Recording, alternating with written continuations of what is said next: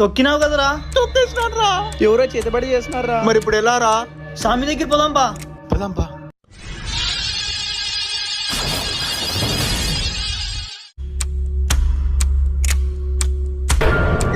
ఓం లడం లస్కో బుడుం బుస్కో. స్వామి మా వాడు చేతబడి చేసిన నిమ్మకాయ తొక్కినాడు స్వామి. అయితే ఇంకేం చేయలేం. ఇంకో దారి లేదా స్వామి? ఒకే ఒక్క దారుంది. ఆ కాలు ఇక్కడ పెట్టు.